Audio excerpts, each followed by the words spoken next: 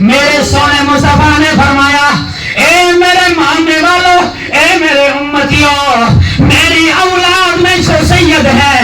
جس طرح اللہ نے نوح علیہ السلام کے لوگوں کو جو ماننے والے تھے کشتی میں سوار کرا کے بچایا، باقی سب کو سفایا کر دیا، میری اہل بیت میرے سید اس طرح ہیں جس طرح نوح علیہ السلام کی کشتی ہے۔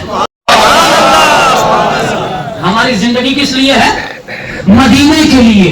ہم زندہ کس لیے ہیں؟ مصطفیٰ کے لیے۔ عاشق کہتا ہے جہ کرم بیجی مدینوں میں تو تیرا عاشقاں گو یو جینوں میں سبحان اللہ، کیا بات ہے ماشاءاللہ۔ آگے عاشق کہتا ہے کس رات ڈونگا سمندرات لنگڑو، کس رات ڈونگا سمندرات لنگڑو، تیرا درگاہ کا سفینہ میو۔ سفینہ کس کو کہتے ہیں؟ سفینہ کہتے ہیں کشتی کو۔ کس کو کہتے ہیں؟ کشتی دیکھیے نا پانی پہ چلتی ہے۔ میرے سونے نبی نے فرمایا نوح علیہ السلام کے زمانے میں قوم پر عذاب آیا تھا۔ کون سا عذاب؟ پانی کا عذاب۔ کون سا؟ ابھی جہاں جہاں پانی پھر گیا ان لوگوں کو پوچھو کیا ہوا؟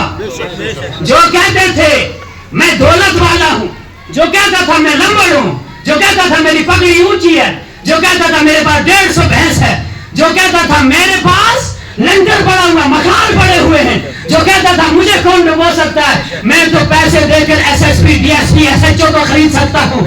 آج ان کو دیکھو جا کر، بھینس تو بھینس، لنگر تو لنگر، اس کا خود کا نام نہیں ہے۔ یہ اللہ کی قدرت ہے، اس کی طاقت کے آگے کسی کی طاقت نہیں چلتی۔ اللہ جسے چاہتا ہے دے دیتا ہے، جسے چاہتا ہے لے لیتا ہے۔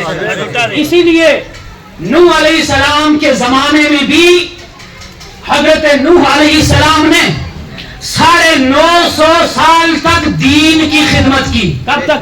کب تک؟ 950 سال تک قوم کو کہتا رہا اے قوم پتھر خدا نہیں ہو سکتی، اے قوم یہ درخت خدا نہیں، اے قوم یہ چاند بھی خدا نہیں، اے قوم یہ ستارہ بھی خدا نہیں، اے قوم یہ انسان بھی خدا نہیں۔ اگر خدا ہے پتھر کو پیدا کرنے والا خدا ہے، درخت کو بنانے والا خدا ہے، سورج کو پیدا کرنے والا خدا ہے، چاند کو پیدا کرنے والا خدا ہے، ایک خدا کو مان کر اس کے آگے سجدہ ریز ہو جاؤ، دنیا کی چیزوں کے آگے اپنی گردنیں مت جھکاؤ۔ لیکن اس وقت بھی قوم نے نہیں مانا، کہا نوح کا خدا ہمیں کیا کر لے گا۔ پھر جب نوح علیہ السلام کو اللہ نے پیغام دیا اے نوح کشتی بنا لے، تیرے ماننے والے جتنے ہیں ان کو کشتی میں سوار کر لے، باقیوں کا حشر دیکھ میں کیا کرتا۔ روایتوں میں آتا ہے 72 لوگ نوح علیہ السلام کے ساتھ کشتی میں چڑھ گئے۔ کتنے؟ 72 لوگ۔ 950 سال تبلیغ کرنے کا سلا صرف 72 لوگ۔ اندازہ کرو۔ پھر جب اللہ کو نہیں مانا نا، اللہ نے ایک بھوڑیا کے گھر میں جو چولہا تھا نا، جس چولہے میں آگ جلا کر آپ روٹی پکاتے ہیں، اسی چولہے سے پانی کو جاری کیا، پوری دنیا میں جتنے اللہ کے منکر تھے سب کو صفا کر دیا۔ اندازہ کرو آج بھی یہی حال ہو رہا ہے۔ اندازہ کرو کہیں ہمارا عمل تو نہیں چلا گیا ہے، اندازہ کرو کہیں ہم خدا کے ساتھ شرک تو نہیں کر رہے ہیں، کہیں ہم دنیا کو تو نہیں خدا مان رہے ہیں، اندازہ کرو کہیں ہمارا ایمان ختم تو نہیں ہو گیا ہے۔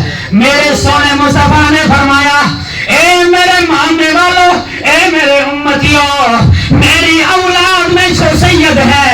جس طرح اللہ نے نوح علیہ السلام کے لوگوں کو جو ماننے والے تھے کشتی میں سوار کرا کے بچایا، باقی سب کو سفایا کر دیا، میری اہل بیت میرے سید اس طرح ہیں جس طرح نوح علیہ السلام کی کشتی ہے۔ کسفینۃ نوح، میری اولاد ایسی ہے جیسے نوح علیہ السلام کی کشتی، جو جو اس کشتی میں سوار ہو گیا اس کا بیڑا پار ہو گیا، جو اس کا منکر ہو گیا دنیا سے سفن سفا ہو گیا۔ تکبیر، مسلک اعلیٰ حضرت، فیضان اعلیٰ حضرت، جشن عید میلاد النبی،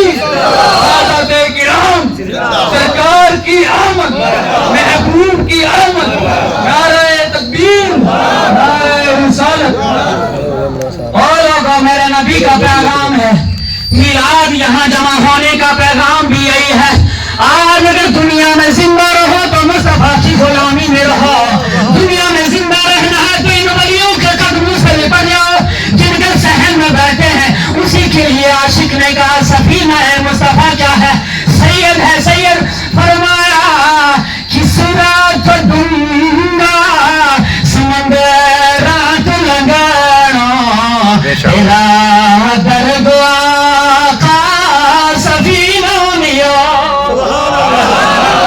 جو اس سفینے میں چڑھ گیا، خدا کی قسم ولایت آپ پڑھو علی سے لے کر روز محشر تک ولایت سیدوں کے قدموں سے ملتی ہے. ولایت کا درجہ علی کے قدموں میں ہے، اور پھر ولایت کا درجہ غوث اعظم کے قدم سے ملا ہے.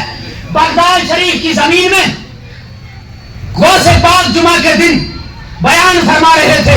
بیان کرتے کرتے اپنا دایاں پاؤں اٹھا کر زمین پر مارا اور کہا قدمی حاضی علی رقبت کل ولی اللہ، میرا یہ قدم ہر ولی کی گردن پہ ہے. آج لوگ کہتے ہیں اے نبی تو حاضر ناظر مان کے شرک کر گیا. تجھے پتا بھی ہے شرک کہتے کس کو ہیں؟ تجھے شرک کی تعریف معلوم نہیں، ہر بات کو شرک کہتا. سنو مصطفیٰ، ابھی حافظ اکرام صاحب نے بھی کہا تھا، حضرت نے فرمایا تھا نبی ہماری مجلس میں موجود ہے، کہا تھا. لیکن میں اس کی وضاحت کر دوں. کوئی لوگ کہتے ہیں بھی یہ بے ادبی کرتے ہیں.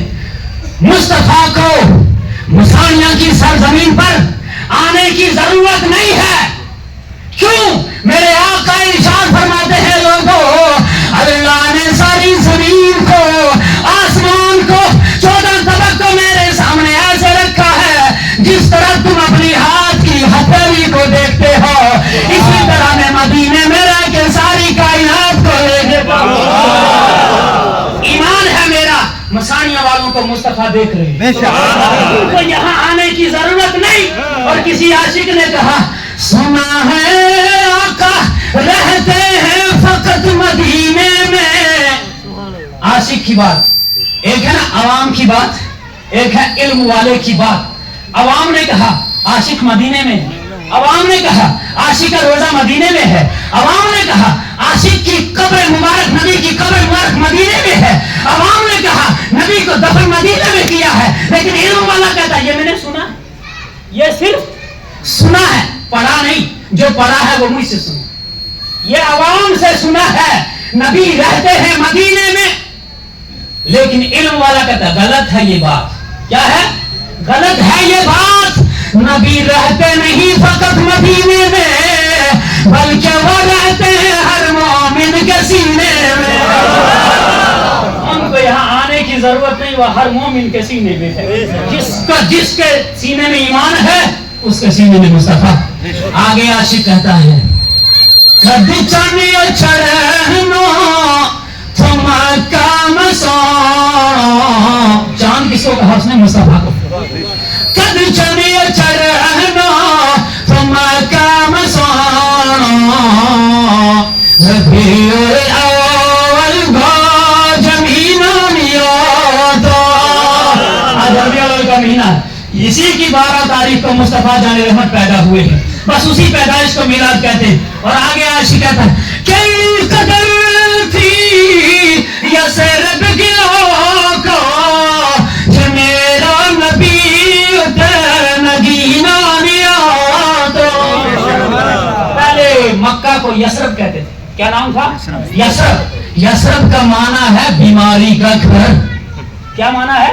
بیماری کا گھر. کفر کی بیماری وہاں تھی، زنا کی بیماری وہاں تھی، چوری کی بیماری وہاں تھی، بت پرستی کی بیماری وہاں تھی، خدا کے ساتھ شرک کی بیماری وہاں تھی، زندہ بچیوں کو دفن کرنے کی بیماری وہاں تھی، یتیموں پر ظلم کی بیماری وہاں تھی، غریبوں مسکینوں کو ذلیل کرنے کی بیماری وہاں تھی. کہا جب مصطفیٰ آئے یثرب ختم، مدینہ بن گئے.